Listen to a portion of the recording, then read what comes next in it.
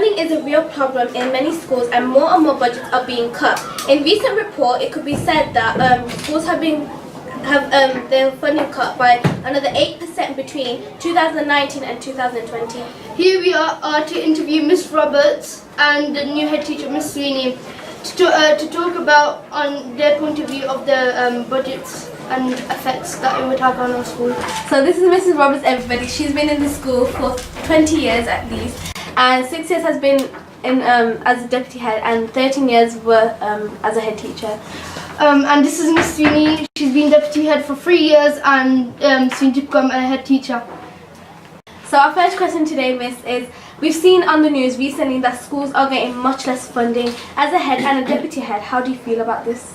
Well, obviously it's going to disadvantage some of our students.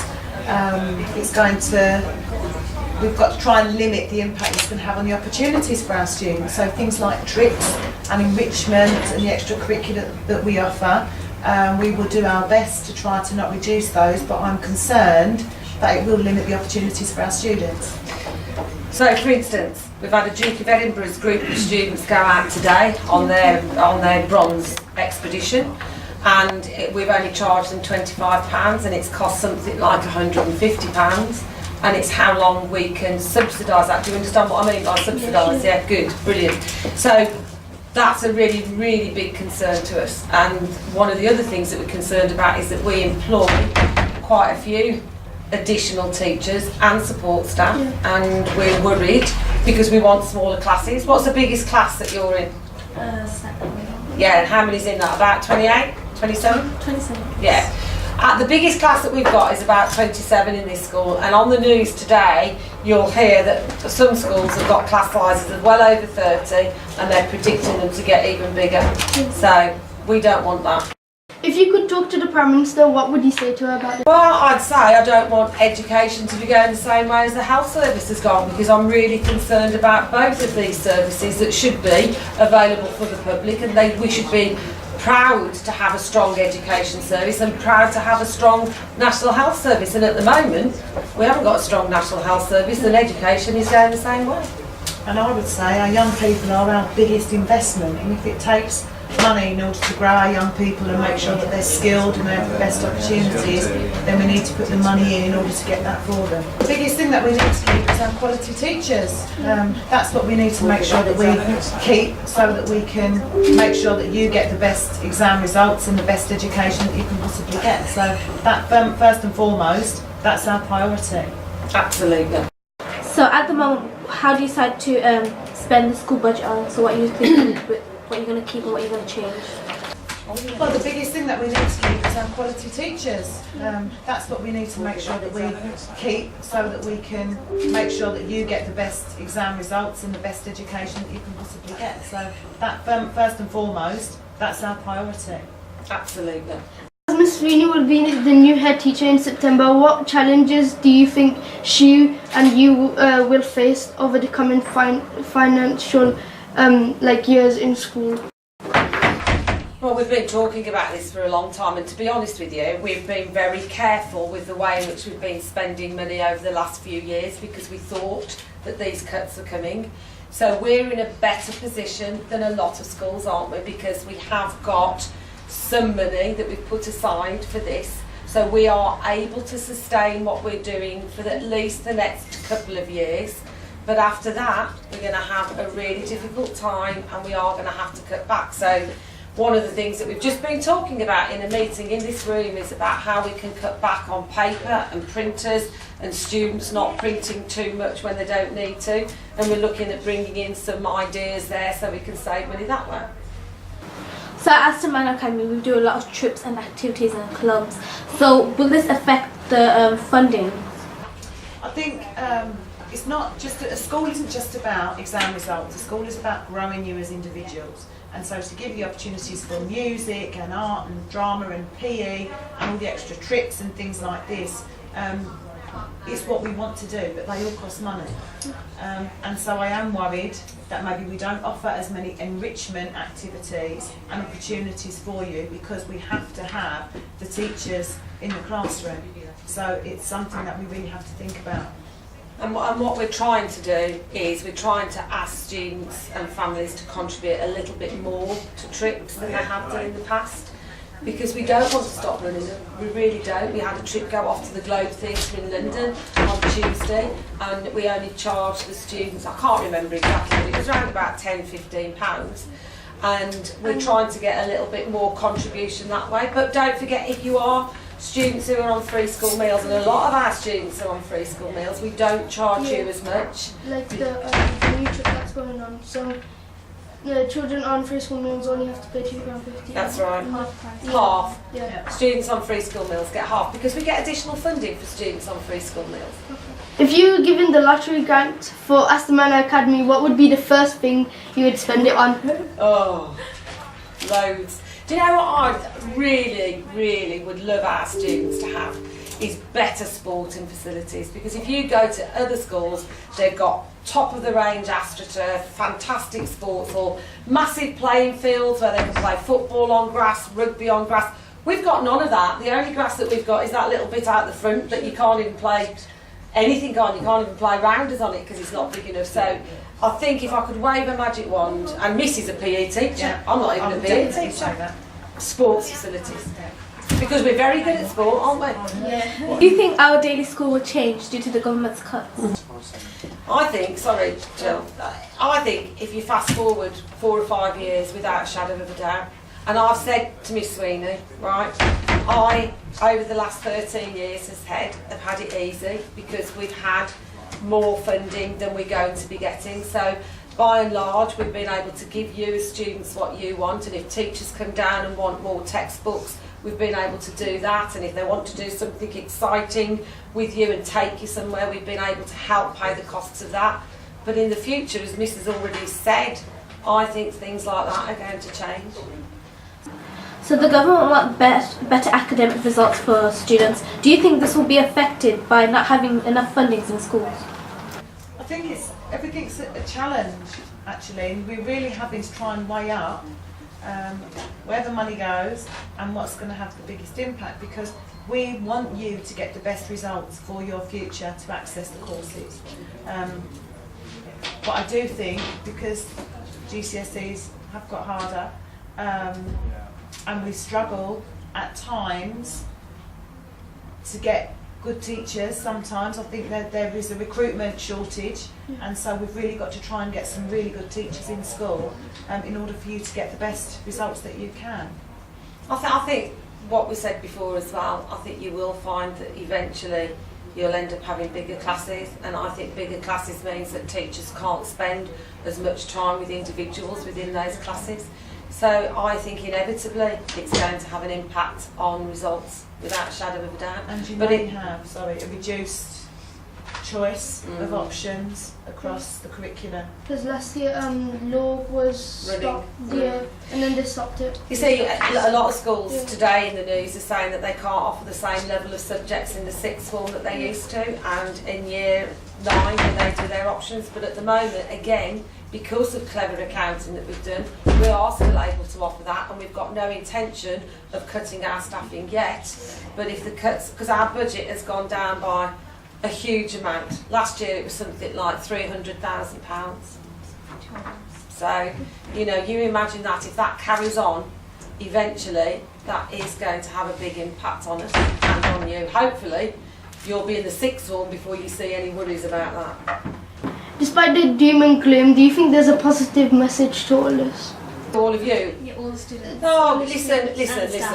Every single person that works in this school wants you to do the best, and that is, as Miss has already said, it's not just about doing the best in your subjects, it's about doing your best in other things, so your theatre trips, your sports, your music, your drama, and at the end of the day, everybody connected with this school always wants the best for you, so it's still positive, it's still very positive, because you are guaranteed that people here genuinely care about what happens to you, and I want you to remember that. So don't think it's going to be doom and gloom for you. It still is going to be as positive as we possibly can be.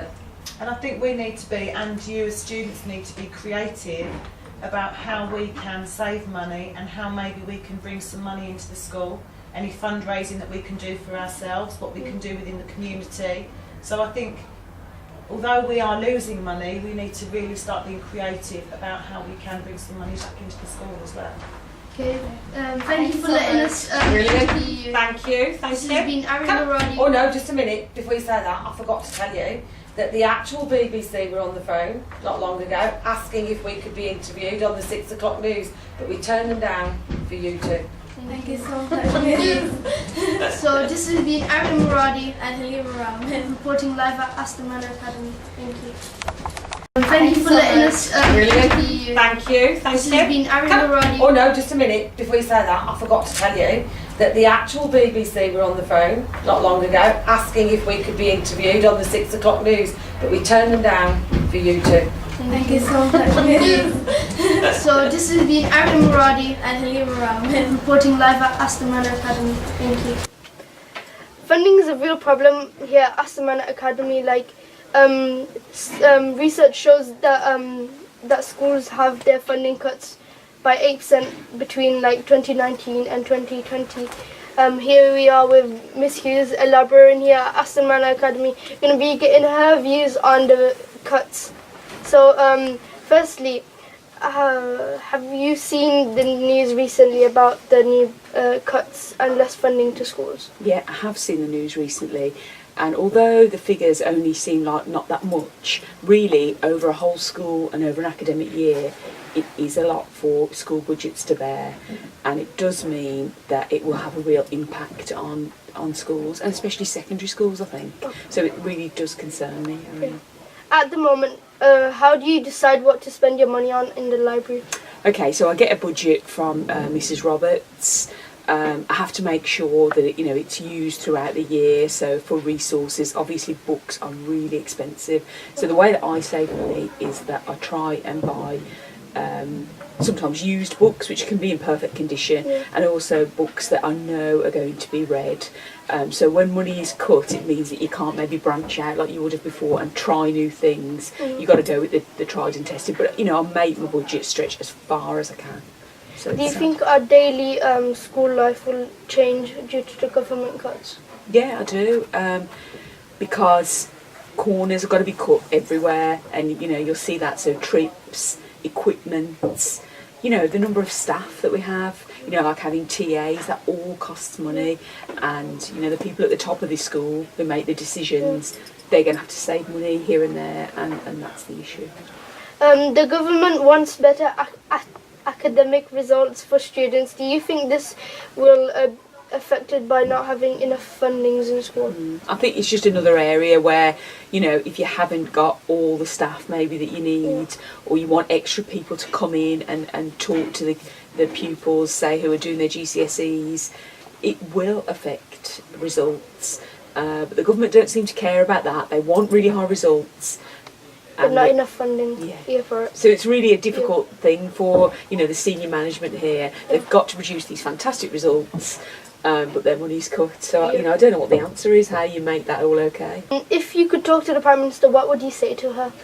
I'd say, if you invest in young people across the board, so even from reception school onwards up to sixth form, then you are making a big impact on the country as a whole.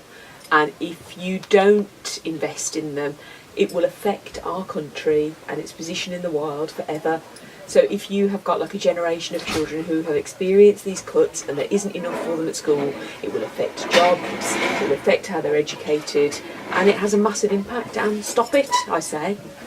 Well, it's a massive job, isn't it, for Mrs. Sweeney to take on.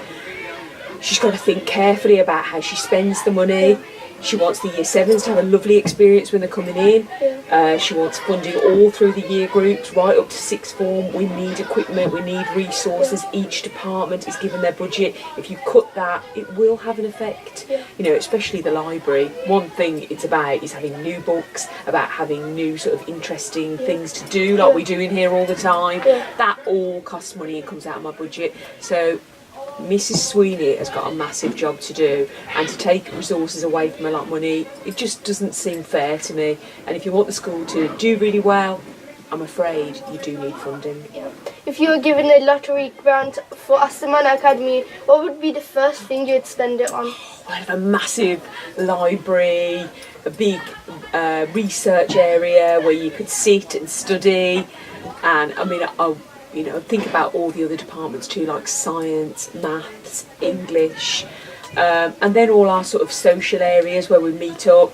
I think, just do a big refurb and spend, and then keep money for all these tight times. But, with things like education, the more money you've got, the more lovely resources you can buy, and it makes teaching and learning a better experience. Saying all that, some great teaching and learning goes on in this school, and it's a fantastic school, and it gets on really well, and in comparison to other schools we do really well. So it's not all about money, but it's great to be able to say, let's buy that, or let's do this for the kids. Yeah. Okay, thank you for letting me interview you for the second time. This has been Aaron Muradi and Miss Hughes reporting live at Aston Manor Academy.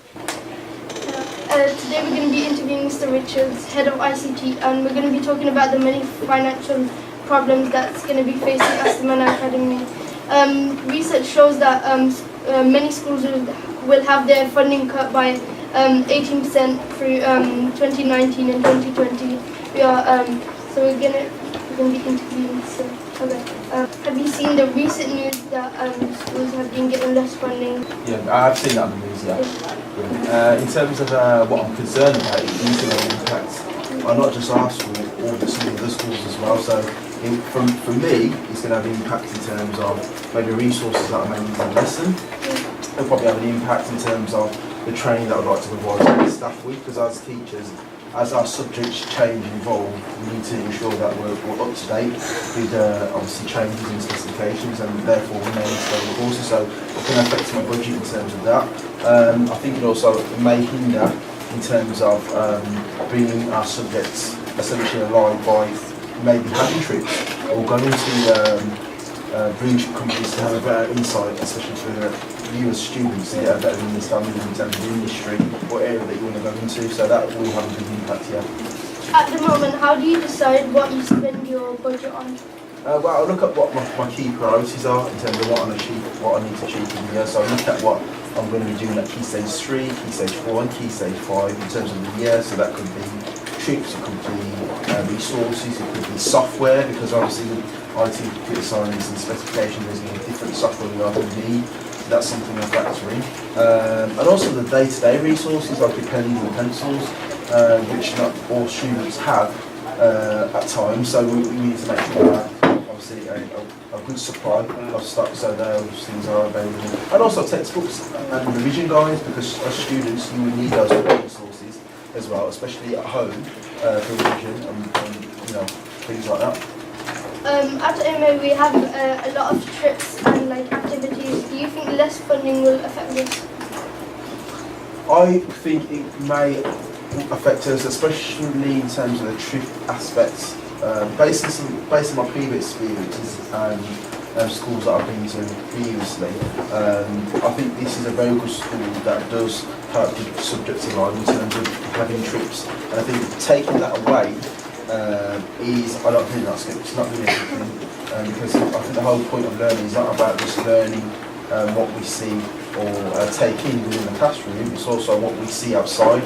So if, for example, you have an interest in programming, because you were doing programming with me as a subject, you may want to find out how is programming used within industry. So one of the plans for me, essentially for Key Stage 3, I wanted to essentially have a trip to David Land, and they had a big facility in regards to programming, so that would be an interest for you to get a better insight, so that would be more applicable for yourself, and I think that would be the case for other subjects as well. Do you think our daily school life will be changed by the government? I think so.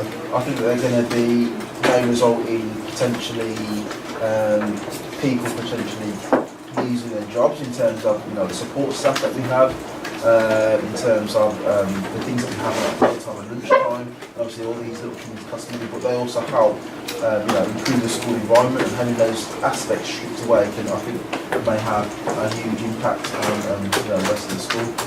The government better academic results for students, do you think this would be effective on how much money your department gets or the school funding? I think it may have an impact.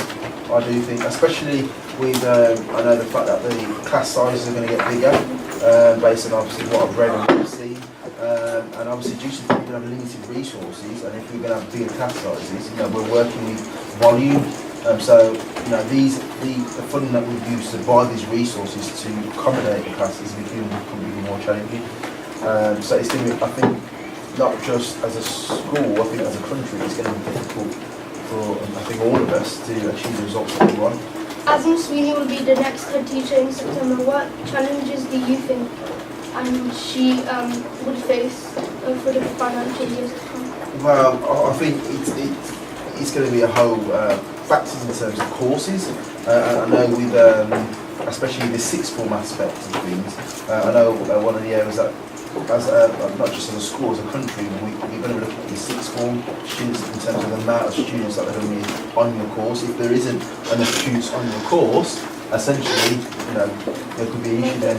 You could get cut, and therefore there could be redundancies. That's correct. So, there's going to be, she's going to have to make some tough decisions in terms of what's going to be best, not for just the students, but as a school. And I think this is the case of just identifying what are going to be the key priorities, what we need and what we don't need. But I think making cuts is going to have a significant impact. Like I said, not just our school, I think all schools across the country.